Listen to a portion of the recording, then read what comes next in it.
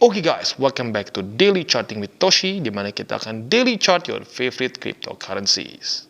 Oke, dalam 24 jam terakhir, cryptocurrency market meningkat sebesar 1,03% dengan total market cap mencapai di 1,03 triliun. Ya, jadi ini angka cantik, dua-duanya sama ya.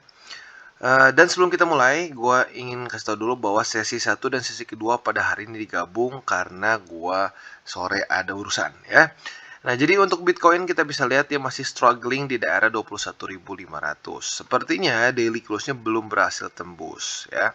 Jadi lagi-lagi sepertinya ini menjadi satu struktur yang cukup menyebalkan dan resisten cukup menyebalkan bagi Bitcoin. Untuk Ethereum dia lebih oke, dia meningkatnya cukup signifikan ya, nyaris 4%. Lalu untuk BNB dia meningkat sebesar 0,54 tipis. Lalu untuk XRP dia meningkat sebesar 1,63%. Cardano sebesar 1,17%, Solana sebesar 2,76%, dan Dogecoin sebesar 1,81. Jadi overall kita bisa lihat cenderung meningkat semua ya. Antara meningkat tipis atau lumayan. Salah satu yang paling besar adalah Ethereum. Dia meningkat nyaris ya sekarang 4%-an ya. Nah, jadi kurang lebih seperti itu. Yang pertama kita akan bahas dulu mengenai Bitcoin ya. Untuk Bitcoin, coba kita lihat nih, apakah daily close-nya jelek atau tidak. Dan ternyata hasilnya nggak terlalu bagus ya. Untuk Bitcoin dia masih lagi-lagi ketahan dengan sangat jelas oleh 21.500. Kemarin padahal sebelum tidur cukup menjanjikan ya sampai 21.900 ya. Cukup tinggi. Tetapi lagi-lagi ke reject dan ya seperti ini close-nya. Jadi untuk sekarang masih terjebak di antara 21.500 dengan 20.800 ya, price range kita bahas kemarin. Nah, tentunya harapan kita adalah bisa secepat mungkin break up ya, break up ke atas dan kembali menjadikan 21.500 sebagai support. Karena udah berapa hari nih? 1 2 3 4 hari. Ini hari kelima nih. Semoga saja di hari kelima bisa menemukan momentum dan tembus ke atas ya. Itu untuk short termnya. Nah, untuk long termnya kita tahu PR Bitcoin itu ada MA200 weekly, di mana dia itu sekarang masih cukup jauh ya, di berapa nih? 23.119. Jadi masih cukup jauh di atas. Itu kita harus berhasil reclaim lagi ya. Kalau kita gagal reclaim lagi, apalagi kalau sampai MA20 dan 200 ini nge-cross, nah itu belum pernah sepanjang masa ya. Di siklus-siklus sebelumnya pernah nyaris terjadi. Seperti di berapa ya? 2020 jauh sih. 2019 lumayan nyaris. 2015 yang nyaris banget kena tuh ya. Nyaris nggak cross maksudnya. Di situ. Tapi nggak pernah nggak cross. Nah, jadi ini penting untuk Bitcoin bisa bertahan ya, dan bukan bertahan tapi reclaim ya. Reclaim MA200 weekly dan biar nggak 20 ini nge-cross dengan 200. Karena sepanjang masa belum pernah terjadi. Nah, kalau sampai itu nge-cross, ada possibility Bitcoin bisa lebih dalam lagi. Ya, jadi makanya PR makronya secepat mungkin Bitcoin reclaim MA200 weekly ya. Nah, jadi kurang lebih seperti itu. Dan mungkin kalau ada yang nanya, "Bang, kenapa sih daily-nya kok hari ini wah, Bitcoin ini kayak kejebak di 21.500 dan kayak cenderung sideways di sini?" Nah, ini terjadi juga karena indeks dolar yang cenderung sedikit sideways juga ya. Kita bisa lihat bahwa kemarin untungnya ke reject ya. Jadi peningkatan kemarin itu di indeks dolar ke reject dan dia close-nya itu sekitar di 108,6 ya. Nah, sekarang mulai turun lagi. Nah, harapan kita adalah ini menjadi double top yang kita sudah bahas dari kemarin-kemarin ya. Double top yang nggak rapi banget tentunya ya. Karena ini sempat close di atas sedikit dari 108,55, tapi not bad ya. Harapannya seperti ini ya, dia mulai drop ke bawah sini, retest 20 dan jebol. Ya, kalau seperti ini bisa terjadi, MA20 dan 50 jebol dua-duanya, apalagi juga 105,5 jebol. Nah, itu bisa valid menjadi double top ya. Lagi-lagi kalau buat lo yang mungkin masih baru dan bingung apa hubungannya indeks dolar sama Bitcoin, jadi indeks dolar ini memiliki korelasi yang negatif dengan Bitcoin dan ya bisa dibilang semua cryptocurrency aset in general gitu. Kenapa? Karena ya apa namanya, jangan lupa ini pair BTC USDT atau BTC BUSD yang mereka pairnya dengan USD. Otomatis selain dari demand dari si kripto itu sendiri, BTC, ETH, DOT, Cardano, ada juga demand dari si dolar. Nah, demand dolar ini bisa kita baca dari US Dollar Currency Index atau DXY. Nah, jadi andaikan dia turun atau melemah, maka ini akan membuat harga cryptocurrency aset menjadi meningkat. Gitu. Ya, sama juga dengan logikanya dengan untuk Nasdaq, S&P dan lain-lain juga. Mereka sama ya. Jadi saat indeks dolar melemah, ini akan menjadi berita yang bagus untuk risk on aset lain seperti saham-saham di Amerika Serikat maupun di kita juga harusnya sedikit ngaruh ya. Nah, jadi intinya apa? Intinya yang kita mau adalah indeks dolar yang melemah ya, yang membuat lower low dan lower high. Selama dia masih terus membuat higher high dan higher low seperti kemarin-kemarin nih ya Bitcoin cenderung sulit. Bahkan kalau mau kita ngomong jujur, Bitcoin bisa bertahan dengan cukup baik saat indeks dolar pump seperti ini ya, saat Bitcoin saat indeks dolar sedang bull market seperti ini, itu sudah bagus ya, Bitcoin bisa bertahan. Nah, jadi lagi-lagi kalau lu mau Bitcoin seperti di tahun 2020, di 2015 di mana dia meningkat dengan tajam, ya kita harus melihat indeks dolar yang seperti ini ya, yang turun juga dengan tajam. Kalau dia turun dengan tajam, nah bull market akan terasa luar biasa kuat ya. Tapi kalau dia naik seperti ini, rally akan cenderung sulit untuk dipertahankan seperti kondisi sekarang ya. Nah, sekarang udah kebayang secara TA-nya seperti ini. Lu berharap ini double top. Nah, pertanyaannya, fundamentalnya apa yang akan membuat indeks dolar turun? Nah, yang akan membuat indeks dolar turun ini fundamentalnya adalah the Fed yang mulai menurunkan interest rate. Ya. Nah, logikanya gimana nih? Gimana supaya the Fed menurunkan interest rate? Nah, sekarang kenapa kita harus tahu dulu logikanya kenapa dia meningkatkan interest rate. Nah, dia meningkatkan interest rate karena inflasi Amerika Serikat sekarang mencapai di 8%-an. Ya. Nah, jadi kita tahu bahwa the Fed ini memiliki dua mandat. Ya. Mandat pertama adalah dia harus membuat inflasi rendah. Ya, alias berapa persen? Bukan 0 ya. Inflasi dari The Fed itu targetnya 2-3%. Sekarang 8, berarti kelebihan 5%. Nah, saat si inflasi tinggi yang dilakukan oleh suatu bank sentral adalah apa? Ya, meningkatkan interest rate. Ya, ini seperti yang kita pelajari di SD ya. Di mana ya kalau kita mau ingin menurunkan inflasi, kita harus meningkatkan interest rate agar apa orang-orang diberikan insentif untuk menabung ya.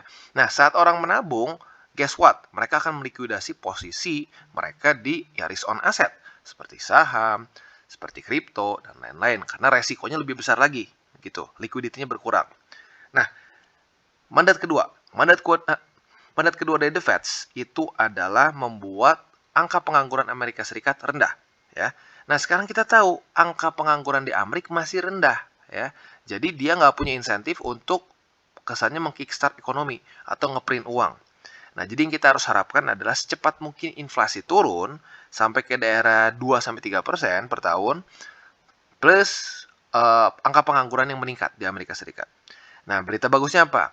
Berita bagusnya di Amerika sudah mulai ada tanda-tanda peningkatan pengangguran. Ya, lu bisa lihat berita-beritanya. Bahkan perusahaan-perusahaan raksasa pun mulai banyak yang memecat pegawainya. Ya. Nah, jadi itu dua hal yang kita tunggu. Ya. Kalau sampai itu mulai terjadi, mau tidak mau The Fed akan mulai pelan-pelan menurunkan interest rate, bahkan mungkin bisa sampai minus, ya, alias money printing lagi. Ya. Jadi kurang lebih seperti itu gambarannya. Untuk buy limit kita akan bahas di belakang ya. Dan sebelum kita lanjut, gue ingin ingatkan dulu bahwa DCWT ini bukanlah bagi-bagi sinyal dan bukan juga financial advice. Tujuannya untuk edukasi ya. Dan jangan lupa juga bahwa salah satu cara paling efektif untuk mendukung DCI adalah dengan menggunakan link referral di bawah ya. Sebelum kita lanjut, kita akan dengar dulu pesan-pesan dari sponsor kita pada hari ini. Oke, dan sebelum kita lanjut DCWT kita pada hari ini, ada berita bagus dari OKX, di mana kita bisa mendapatkan mystery box yang nilainya up to 10.000 US dollars. Ya. Cara kerjanya seperti apa? Mudah. Kita invite teman kita, ada new user login, dan kita bisa claim reward kita. Ya. Step 1, kita invite teman kita dengan invitation poster kita atau link. Ya. Dan yang kedua, saat teman kita login, ya hanya login saja di OKX app selama 30 hari setelah registrasi, both lu dan invitee-nya akan mendapatkan mystery box. Nah, apabila teman lu mengcomplete single deposit, ya ini di luar dari yang step kedua ya, lebih dari 50 USD, kalian akan mendapatkan lagi satu mystery box lagi. Ya, jadi ada dua cara nih ya, bisa double. Nah, setelah itu, semua mystery box ini bentuknya ya, hadiahnya ini dalam crypto rewards up to 10.000 US dollars. Rewardnya bisa macam-macam, ada BTC, ETH, OKB, dan seterusnya. Ya. Nah, setelah itu kalian juga bisa mendapatkan lagi surprise mystery box untuk yang kedua, kelima, dan ke-10, dan seterusnya. Ya, jadi buat lo yang tertarik dan belum punya akun di OKX, jangan lupa bisa cek link referral kita di bawah. Oke, dan sekarang kita akan masuk ke yang pertama, yaitu Bitcoin. Ya, buy limit untuk Bitcoin ada beberapa. Ya, salah satu yang paling baru adalah di daerah 20.800. Nah, 20.800 ini adalah satu struktur yang baru terbentuk sejak kapitulasi Bitcoin di tanggal 19 Agustus lalu. Ya, nah, jadi ini buy limit pertama di daerah 20.800 ya. Yang kedua, kita harus geser ke indeks Bitcoin, yaitu ada di daerah 19.200. Nah, 19.200 ini adalah struktur yang sudah sering kali kita bahas, terutama di daerah sini ya. Ini adalah struktur weekly close all time high di 2017 ya. Jadi sebelumnya resisten dan di 2020 akhir sempat juga berubah menjadi satu resisten di sini, tetapi sudah tertembus. Nah, seperti yang kita sudah sering bahas juga di DCWT sebelum-sebelumnya, satu resisten yang kuat apabila tertembus bisa menjadi satu support yang kuat juga. Dan pada kali ini kita bisa lihat ini support yang cukup baik ya, berhasil 4 kali di weekly mempertahankan harga Bitcoin dan di daily lebih sering lagi. Ya, maka dari itu ini menjadi buy limit kedua kita ya. Nah, selanjutnya ada juga di daerah 15.600. Nah, 15.600 ini adalah satu statistik yang terjadi 2 kali sebelumnya.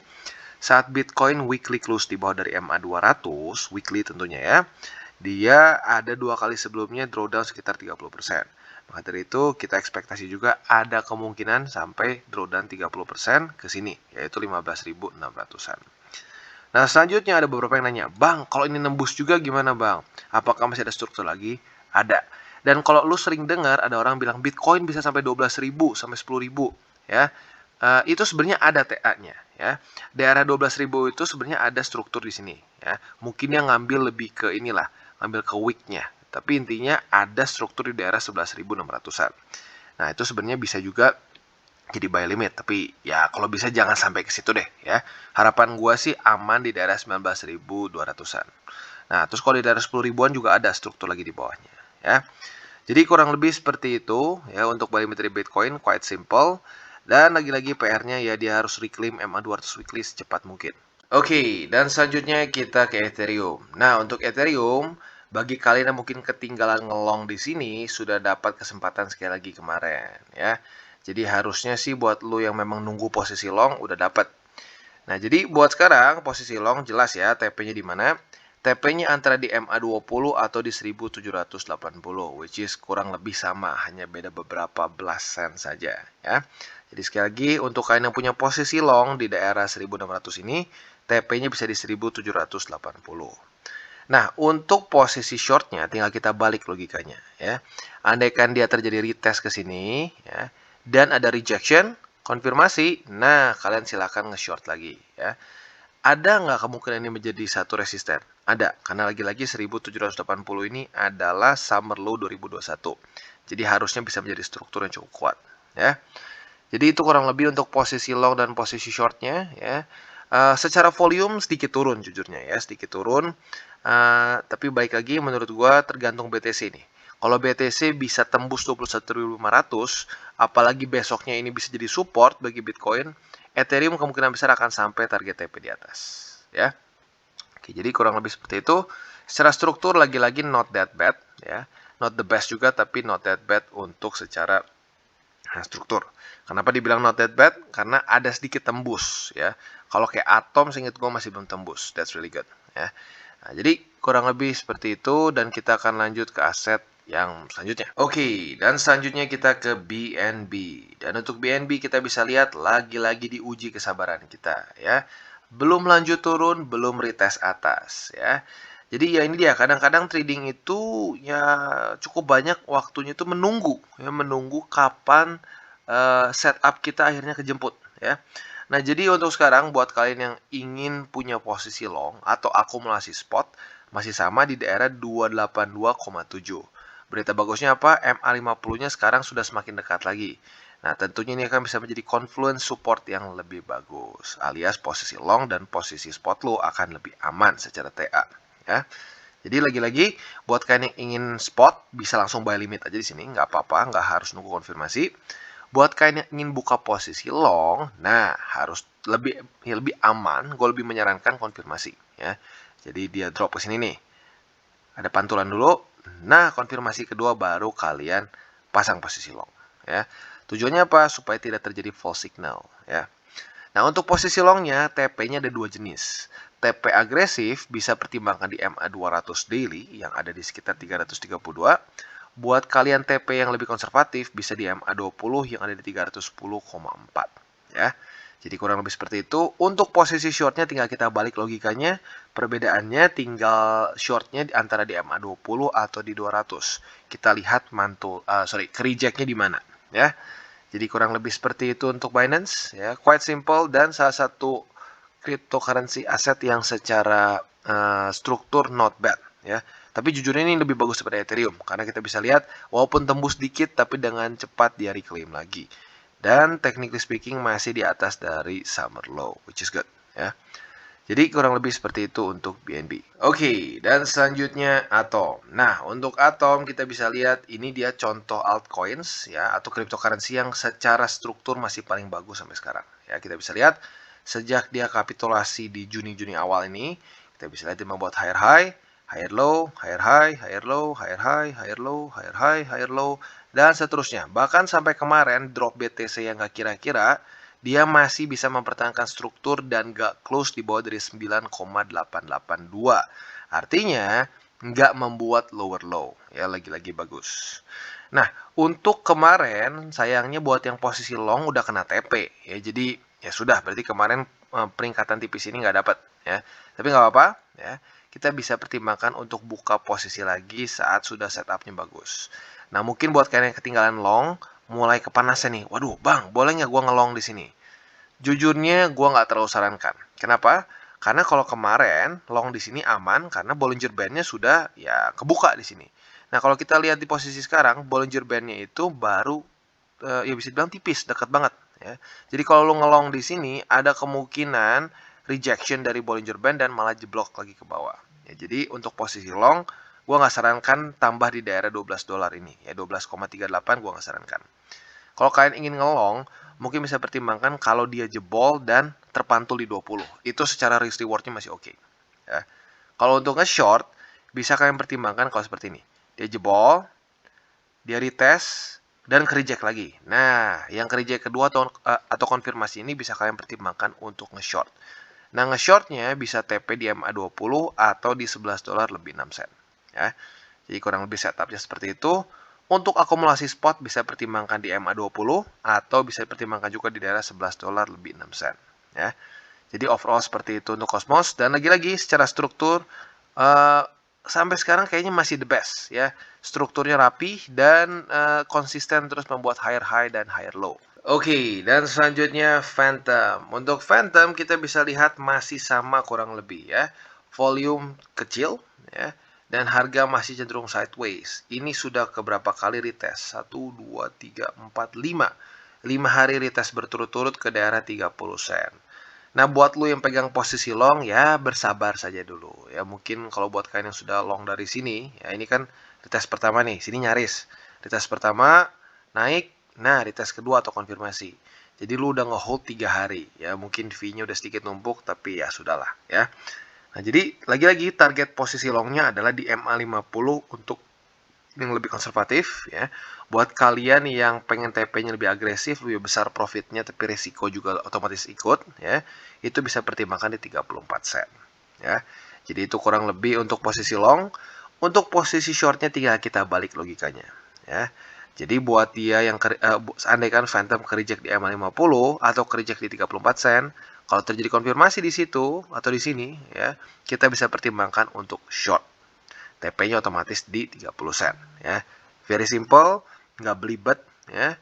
Dan buat spot basically sama juga di daerah 30 sen, tapi perbedaannya lagi-lagi untuk spot di hold-nya jangkanya lebih panjang, ya.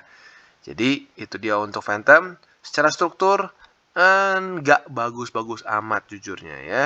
Dia cenderung random. Dia dibandingkan membuat suatu higher high, higher low, dia lebih bermain satu price range, ya.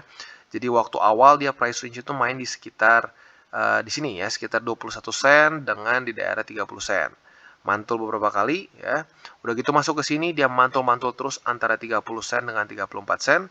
sempat dapat rally dan sedikit mantul lagi di daerah 41 dan 34 sen. Jadi lagi-lagi nggak membuat struktur yang rapi, higher high, higher low, tapi malah main di antara price range tertentu, ya.